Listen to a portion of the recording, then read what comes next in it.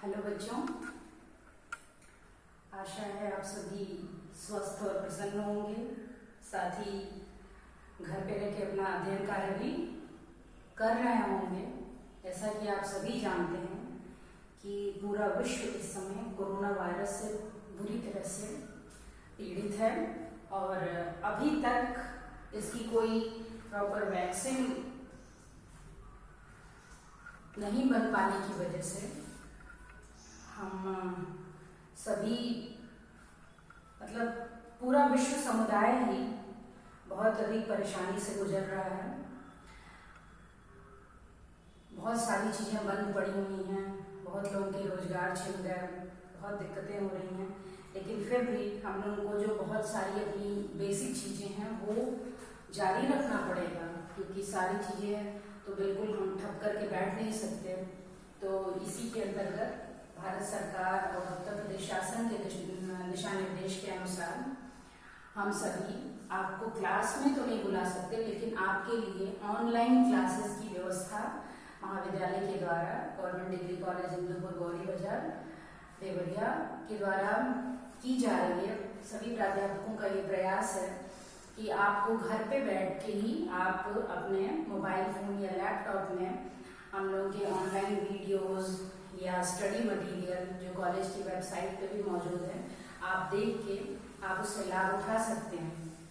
तो इसी के संदर्भ में मैं डॉक्टर प्रज्ञा मिश्रा, जो यहाँ पर असिस्टेंट प्रोफेसर ज्योग्राफी में नियुक्त हूँ, आप सभी को ऑनलाइन वीडियो के लिए आज आमंत्रित करती हूँ। आपका जो आज का विषय है पेपर 2 BA सेकेंड ईयर का सेकेंड पेपर का ज्योग्राफी ऑफ इंडिया में क्लाइमेटिक रीजन्स ऑफ इंडिया, आज का हमारा चैप्टर है क्लाइमेटिक रीजन्स ऑफ इंडिया। इसके पहले के वीडियो में मैंने आपको फिजियोग्राफिक रीजन्स ऑफ इंडिया बताया और drainage pattern of India, drainage system of India बताया। उसके बाद आपका जलवायु है। तो जलवायु में जैसा कि आपने फिजियोग्राफिक डिवीजन ऑफ इंडिया का जब उसमें देखेंगे पढ़ेंगे, तो जैसे भारत का फिजियोग्राफी है, जैसे भारत का को अलग अलग भौतिक प्रदेशों में बांटा जाता है, अलग अलग भौतिक प्रदेश हैं, तो वो प्रदेश भारत के हर एक भौतिक तत्व पर प्रभाव डालते हैं और उनमें से एक प्रमुख तत्व है जलवायु का। उसका भी असर भारत के भौतिक तत्व फिजियोग्राफी का असर जलवायु पे पूरी तरह से प्रत्यक्ष रूप में पड़ता है। आप जानते हैं जैसे कि अगर कोई पहाड़ी क्षेत्र है तो वहाँ पे अगर ऊंचा क्षेत्र है तो तापमान अपेक्षाकृत अधिक उतना अधिक नहीं होगा, तो तापमान जलवायु का जो एक मुख्य तत्व है उस पर असर पड़ा। तो इस तरह भारत अलग अलग भौतिक प्रदेश हैं, इसी तरह भारत में अलग अलग जलवायु प्रदेश भी हैं। बहुत सारे विद्वानों ने भारत को जलवायु प्रदेशों में बांटने का प्रयास किया है। आज हम लोग W. कोपेन के द्वारा जो उन्होंने 1918 में भारत को क्लाइमेटिक रीजन्स में बांटा उसको देखेंगे। कोपेन ने आपने पिछली क्लास में जो फिजिकल ज्योग्राफी की क्लास में क्लाइमेट में जलवायु में कोपेन के जलवायु प्रदेश जो विश्व स्तर पर उन्होंने बताया उसका अध्ययन किया था, तो उसमें उन्होंने अंग्रेजी के अक्षरों के द्वारा जलवायु का वर्गीकरण किया था।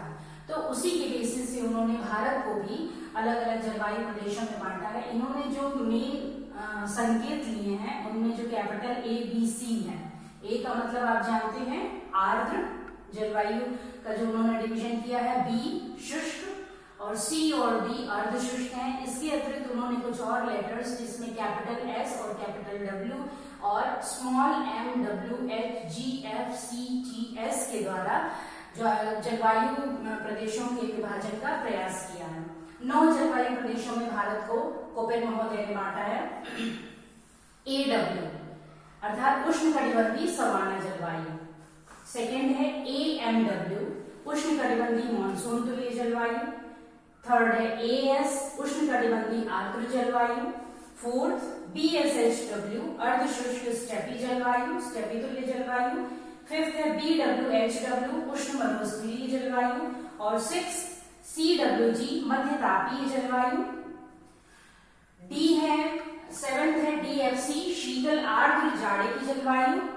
एट्थ है E कैपिटल E मतलब ध्रुवीय या पर्वतीय जलवायु और नाइन्थ है लास्ट में ET यानी कि टुंड्रा जलवायु। अब इसका विस्तार से हम लोग इसको देखेंगे, पढ़ेंगे कि इसके अलग अलग कौन कौन से भारत में ये भाग कहाँ कहाँ पाए जाते हैं, इनकी क्या विशेषता है। AW, ए में ए का जैसा कि आप लोगों ने ए में देखा कि आर्द्र है, और W यानी कि यहाँ पे विंटर जो है वो शुष्क है। AW उष्णकटिबंधीय सवाना जलवायु। उष्णकटिबंधीय सवाना जलवायु उष्णकटिबंधीय नाम से ही है, यानी कि वहाँ पर तापमान अधिक है और वर्षा अपेक्षाकृत कम होती है। सवाना जलवायु में आपने जलवायु प्रदेश में पढ़ा है कि सवाना जलवायु में सवाना तुल्य घास पाई जाती है, लंबी लंबी बड़ी बड़ी घासें पाई जाती हैं। घास वहां पाए जाएंगे, वृक्ष वहां पाए जाएंगे जहाँ वर्षा अधिक होगी, और घास वहां पे जहाँ पे वर्षा अपेक्षाकृत कम होगी।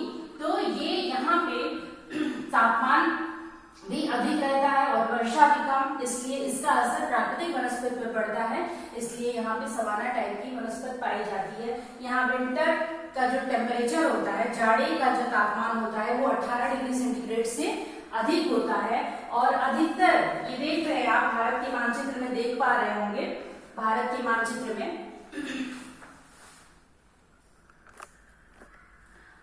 मानचित्र में पूरे प्रायद्वीपीय क्षेत्र में, इधर प्रायद्वीपीय पठार वाला क्षेत्र हमने भौतिक प्रदेश में पढ़ा था, उसको आप रिकॉल करिए। पूरे प्रायद्वीपीय क्षेत्र में इधर के क्षेत्र को छोड़ के ये आंतरिक प्रायद्वीपीय क्षेत्र में AW क्षेत्र यानी कि सवाना टाइप का उष्णकटिबंधीय सवाना जलवायु हम देख रहे हैं। यहाँ पर वर्षा अपेक्षाकृत कम होती है। दूसरा है AMW। M means monsoon, W यही वाला है, A यही वाला है, A यानी आर्द्र। उष्णकटिबंधीय मॉनसून जलवायु। उष्णकटिबंधीय मॉनसून जलवायु, इसमें वर्षा AW की अपेक्षा अधिक होती है। विंटर जो है जाड़ा शुष्क होता है, और ये वाला क्षेत्र जो है ये पूरे कोंकण, मालाबार और तमिलनाडु के कुछ हिस्सों में AMW क्षेत्र पाया जाता है। मॉनसूनी जलवायु जिसको कहते हैं वो इस क्षेत्र में पाई जाती है। उसके बाद BSSW, जैसा कि आप देख रहे हैं कि B का जो अर्थ उन्होंने कोपेन महोदय ने दिया है वो शुष्क है। BSSW इसका मतलब है अर्धशुष्क स्टेपी तुल्य जलवायु।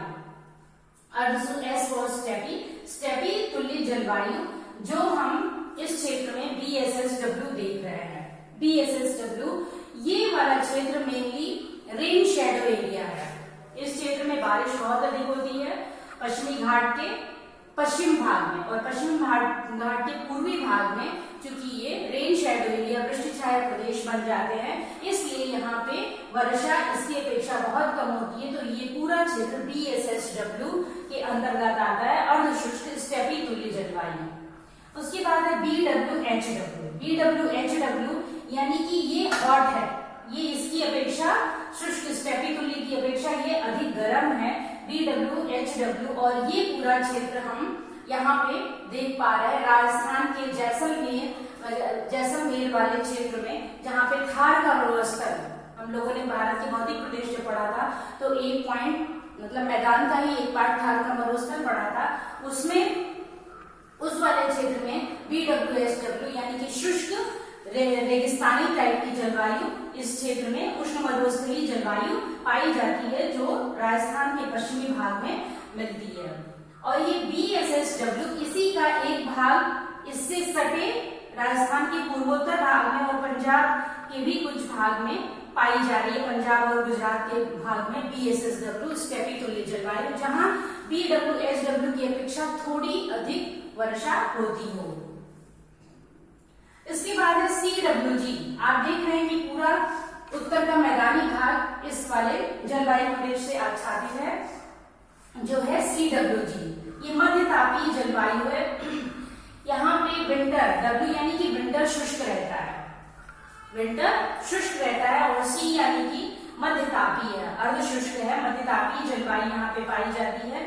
यहाँ पे ठंड में 18 डिग्री सेंटीग्रेड से कम जलवायु रहती है। यहाँ आप देखिए इसमें ठंड में 18 डिग्री सेंटीग्रेड से अधिक है, लेकिन CWG में जो टेम्परेचर है वो जाड़े का जो टेम्परेचर है वो 18 डिग्री सेंटीग्रेड से कम है, लेकिन गर्मी जो है ग्रीष्म ऋतु 10 डिग्री सेंटीग्रेड से हमेशा अधिक रहती है। ये उत्तर भारत का मैदानी क्षेत्र जहां आप और हम सभी लोग रहते हैं, ये पूरा क्षेत्र पंजाब, मध्य प्रदेश के कुछ भाग, हरियाणा, उत्तर प्रदेश, बिहार, पश्चिम बंगाल, असम से होते हुए पूरा पूर्वोत्तर क्षेत्र तक CW क्षेत्र चला गया है। तो यहाँ पर आप देख ही रहे हैं कि किस तरह की जलवायु पाई जाती है। यहाँ जाड़ा शुष्क होता है, गर्मियों में बहुत अधिक गर्मी पड़ती है, उसके बाद एक वर्षा ऋतु होती है, जिस समय वर्षा ऋतु एक पर्टिकुलर समय में वर्षा ऋतु होती है, पूरे साल भर वर्षा नहीं होती, उस समय वर्षा होती है। तो ये है क्षेत्र CWG, जिसमें पूरा मैदानी क्षेत्र है। उसके बाद DFC, शीतल आर्द्र जाड़े की जलवायु है। DFC आप देख रहे हैं कि यहाँ पे 10 डिग्री सेंटीग्रेड से अधिक टेम्परेचर रहता है।